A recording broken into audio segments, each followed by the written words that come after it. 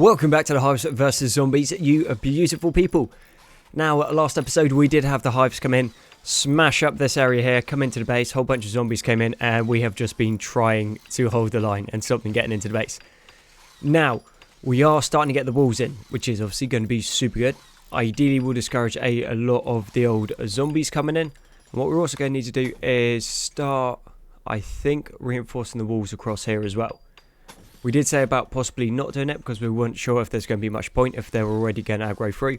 But I think if we can make this wall thicker and harder to get through than, say, this section over here, the zombies are going to be more likely to try and breach, well, carry on breaching here instead of the other section. That is the plan. Whether or not that happens, I guess we will find out. We're also going to put 2 military turrets in the back there, 2 military turrets there, then also create another recess. We'll do this a little bit later on, and then another military turret. So if they do get through the walls, then we have something that can shoot them. Because right now, obviously, well, not obviously, but zombies getting in the base is super bad for you. Then we've also got Crankshaft came in at the end of last episode. He is apparently running around doing something, fair enough. And we have changed everyone now over to shoot on sight. We took that off because it was causing some problems, but it turns out not reloading turrets isn't as big of an issue as having zombies in your base attacking your colonists. So that is the plan on that. As for what we've done, we managed to set off the boom rats. They give us FSX, which obviously is really good. That helps us make like artillery rounds and stuff like that. But like in the last episode, we had a boom rat that nearly exploded right here. If that boom rat goes up, that explodes, which then will trigger those and that, which would have taken out pretty much all of the base. That would have, I don't know, maybe a solid 70% chance of that becoming GG right then. And obviously, not something that we want. That is super bad. So, yeah, let's just get rid of the boom rats. We can make our own FSX. We are, in this episode, hopefully going to get the hydroponics in. With the hydroponics, we're going to be able to make our own Prometheum. And with that, we're going to be able to make more artillery shells. Now, saying about artillery shells, we do not want them in our storage. So, we go tool shells, make them out of granite because granite cannot burn. So maybe it buys us some time. We'll reinforce this wall in case anything explodes. And then that's going to be super quick to get these turrets firing. Then, also on the soldier drones, we did get the binoculars too, so they are going to be able to mark up. Say if anyone comes in and sieges us, we're going to be able to mark the target and then drop shells upon them like super quick. Slowly getting through, I guess, like the corpses on the map. Not super quick. Who's up here? So GNU's obviously using his LMG, which is a beast of a bit of kit. Zombie in there. Manu, do you want to go and finish that off? And then also something interesting that we are making, whether or not it's going to be super useful, is we are making torch swords. These are from the Rimworld pack as well.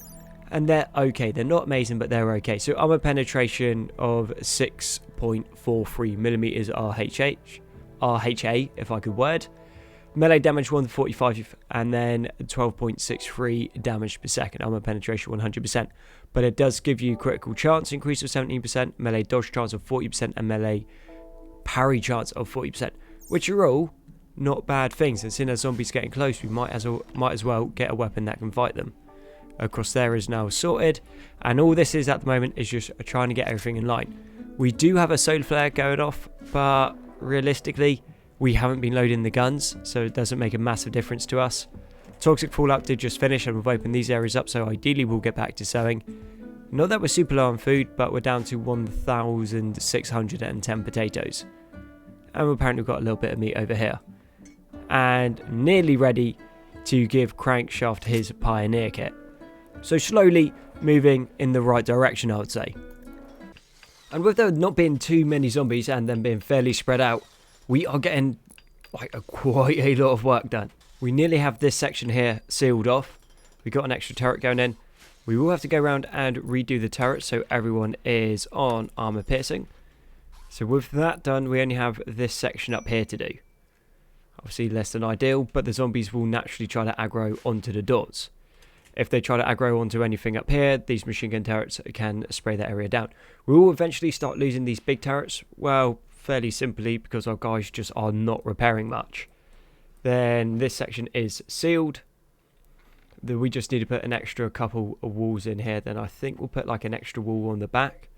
Idea being is if we make this further away so it's harder for the zombies to get into the base, they're less likely to aggro onto this section. That's the thought. I guess we can try it out. Kicking out some components, running low on most of the resources. We now have a spare Pioneer armor set, crankshafts in his Pioneer kit, have a spare Pioneer helmet. So across the board we're pretty geared up. Only changes that were made is our guys were in full auto, which means they weren't really hitting too much. So we've changed them across to go onto burst shot, and hopefully that is a little bit more accurate. Then for the actual big old soldier drones, they're going to stay on full auto with the LMGs, just because we want a massive amount of lead going down range. It's good at suppressing things, and then I suppose if we're doing that we probably should put it onto suppression. But then at close range, these guys just shred through zombies. So working in a combined arms force, we've got our long range shooters that hopefully can pick things apart. When things come a little bit closer, we have obviously all of these guys that should be able to put down some accurate shots onto target. And then we also have the soldier drones that are going to be mainly used in a suppression role, long range engagement, and then when things get close, 10 rounds of 5.56 is nothing to sneeze at. I'm not going to say that it's insulting, but you know you haven't planned something very well when you get outsmarted by zombies, and I guess it kind of makes sense. So they are going through the weakest section, which is here. So these turrets would have been completely pointless because they're just going to tunnel through this bit. So even if we put them there, then when they come around the corner, yeah, we can shoot them. So what I am thinking instead is we do something similar to the other one, but with a slightly different design. We put the reinforced granite embrasures across here, and then across, say, this bit, and then we wall down, and then we put a door there. So that means our guys can get in and out. But our military turrets are only going to be able to shoot at anything that is in this section here, which for us is obviously going to work quite well, because that will discourage most sappers because of the turrets, and then there's a door so they won't go through. The other side is the turrets are only going to be able to shoot zombies at point blank range, which means they're going to be more likely to actually hit them. So across the board it is going to be a win. This will discourage mechanoids because mechanoids don't really tunnel through your base in the same way unless termites show up, which, that being said, we haven't seen any, so we are long overdue a termite round. And I'm thinking that super low maintenance and should be fairly easy to reload and defend as well. And then push comes to shove, we can always make like a secondary line back here if everything goes super wrong.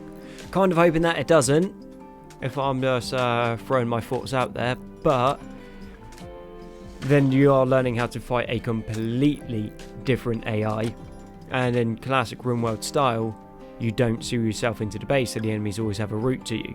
So it's a little bit different, so just learning how to actually deal with it. But I'm thinking that style there should probably work the best. And then if we are worried, we just reinforce these walls by quite a considerable margin. And then we could also put a wall across there to funnel them in. So then that means if anything is ranged to actually take on the turrets, they have to be standing in front of them. And there isn't too much in this game, other than mechanoids, that can, with a 5.56, 40 rounds at them like every couple seconds. That will shred through cataphract armor. Obviously, if a lot of people in cataphract armor show up, then yeah, we will be in trouble. But until that happens, not too much to worry about. I don't mean to brag, but I've just had a brilliant idea. What if we just put these turrets on hold fire so they don't shoot off all of their rounds, and we're just caught in a constant circle of having to reload them? Yeah, I'm not saying that's a big brain play, but that seems pretty smart to me.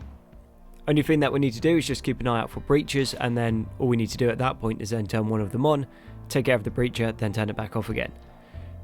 A little bit more micromanaging than I'd prefer, but right now we just aren't getting anywhere. So let's have a little look around. Out of ammo, out of ammo, out of ammo, out of ammo, out of ammo. You got the wrong ammo. So yeah, you get the picture. All of these turrets are dry at the moment because, well, they're just shooting everything off. So if they come down here, there's only a few turrets that can actually shoot them, and then if any like real danger comes in, then the rest of the turrets along here kick in, and then when a raid shows up, we can just turn these on. And even better, they will have ammo in them so they can actually shoot. So what happened with the Hives shouldn't happen this time. Also, that means if things are getting freed up, that means we're not making as many 5.56 rounds of ammunition, which means that we're going to be able to break down a whole bunch more granite blocks. With those granite blocks, we're going to be able to finish this section off, and that will work out really well for us. We're going to uninstall one of these, and then we're going to put a plasteel door in, and then behind that we'll put 2 more military turrets as well, just in case anything follows us through. We'll have a secondary line of defense. To me, that seems pretty reasonable, and it turns out the burst fire on these assault rifles, the modular rifles, is super good, and then this is finally coming into play, which means actually, since we're not using the turrets as much, if we uninstall, say, that one, this one, and those 2, and we might as well take this one, that doesn't really have much of line of fire. So what's that? We're up to 5 there. And then you, cool, that'll take us up to 6, which means that we can put 2 there, and then 2 in the back. And that is us covered. Yeah, sometimes less is more.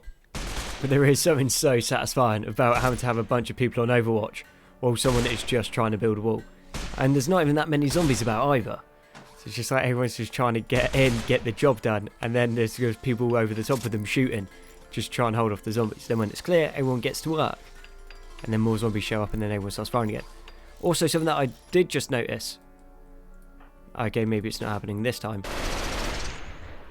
But if our guys go stand into these sections instead, where the turrets were, we can shoot. So sometimes they can shoot over the turrets, which works quite well. One issue we're running into is with the crawlers. I'm not sure why, but our guys are having a really hard time targeting them.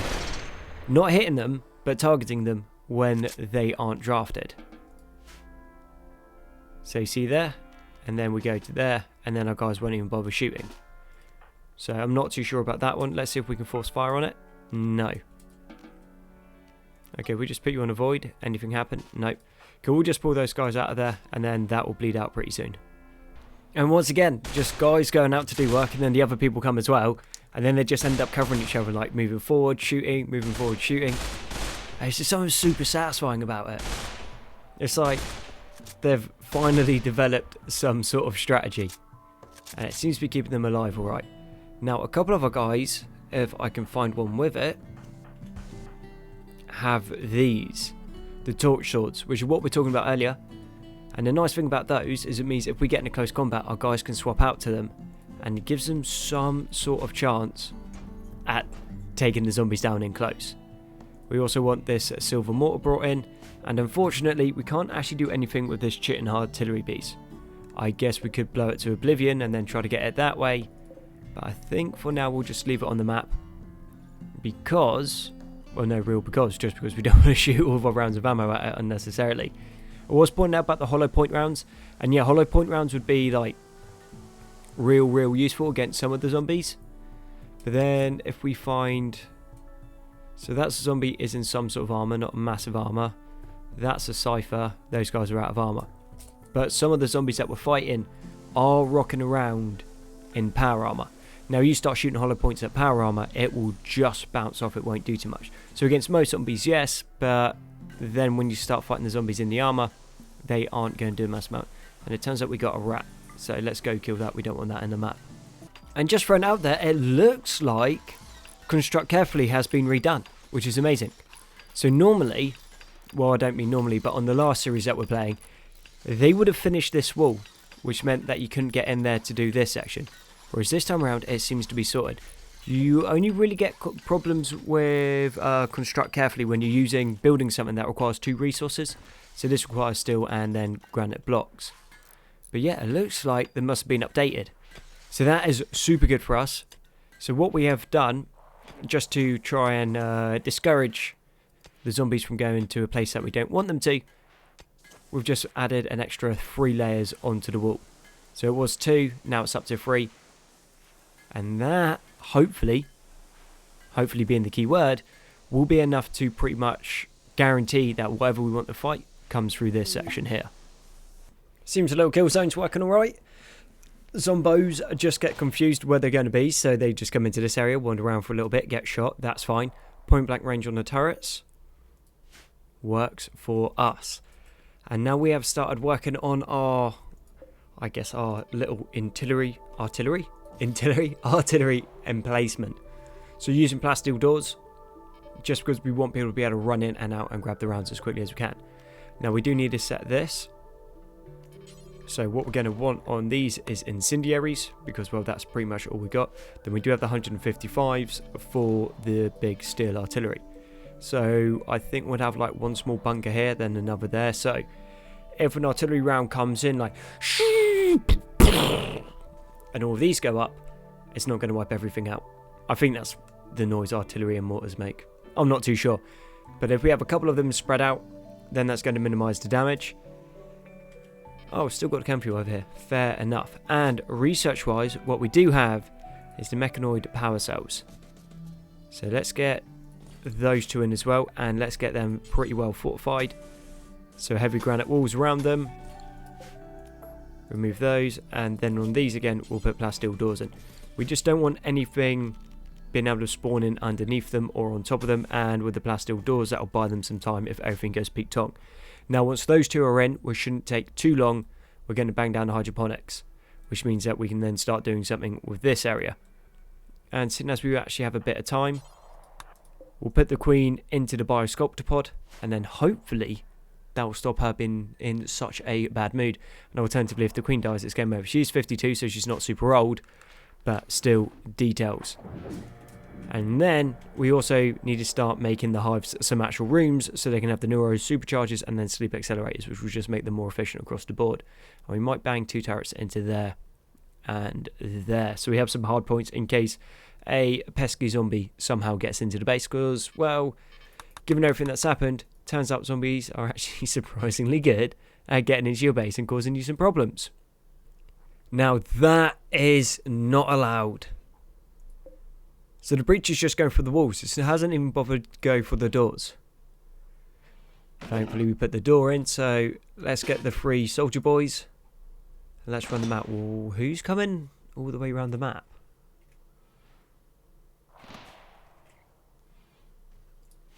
Longer, why are you going that way, mate? That makes very little sense. Go this way. Cool. So anyway, with that set up, we can go out and obviously shoo them off the walls. But if I'm throwing it out there, I'd prefer if they just came across this way. So maybe every time we expand the walls, we're just going to have the same problem. It does buy us a whole bunch of time to see it and deal with it, but obviously less than ideal. And we've got a sad wonder on Dabo. Got a new soldier drone. So Hive Night Watch again, Hive member. Impatient cook, can't cook anyway. Talented trader, can't trade. Well, it's only got a 4 in social. Misogynist, coordinated, and asexual. I don't think we really need any more grunts. We need more crafters at the moment. So drop the old cloth tactical vest, excellent quality. You will not be needing that. And masochist in mind-shattering pain, plus 20. Ah, I'm in heaven. Yeah, you weird creature. Doodaloos. You know luck is not on your side when you have both a mechanoid cluster come in and then a mechanoid power ship as well. So, thinking, because we do have the binoculars, we can mark these up, drop the incendiary shells. The incendiary shells are going to mash up the centipedes because they're promethium, so that works quite well. Proximity sensors there. It does not look like they have a high shield. They do have an Inferno auto turret in the back. But if we just trigger the zombies, these mechanoids are going to start fighting them. And it looks like... no, they are the same hive. Otherwise, we'd be able to make them fight each other. Bit of a shame. Not a massive issue right there. And what we are doing with the base is... we're just going to turn everything into reinforced granite walls. Proper dig in and make this like super defensible. Because the zombies have a habit of being able to smash through the walls. Or when we try to shoot the zombies and we miss... we shoot our walls up. So this way should hopefully solve that a little bit. And we managed to pick up one more hive. Not the most amazing hive going. So if I can click properly, so biochemical interest, I hate that. Impatient cook, not a problem. athletic, yeah, give or take. Tortured artist, which for us is good because he does have the crafting. Not amazing crafting, but could get decent at crafting.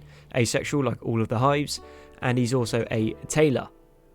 So we put all of them together, and we have potentially a very, very decent hive there. And since as we keep getting a recreation variety needed, we have chucked in an arcade machine. We're going to put in a, like, marble computer. It says modern computer, but that thing is archaic. And then we're also putting in a flat screen TV because, well, I'm pretty sure the hives would have a TV. They're crafty little ones, the old hives. Potatoes 19, and then we have 260 rice. So food is a little bit tight at the moment, but then again, it's not crazy bad. And psychic suppression. Let's see if that's actually the stuff that messes with their brains at all.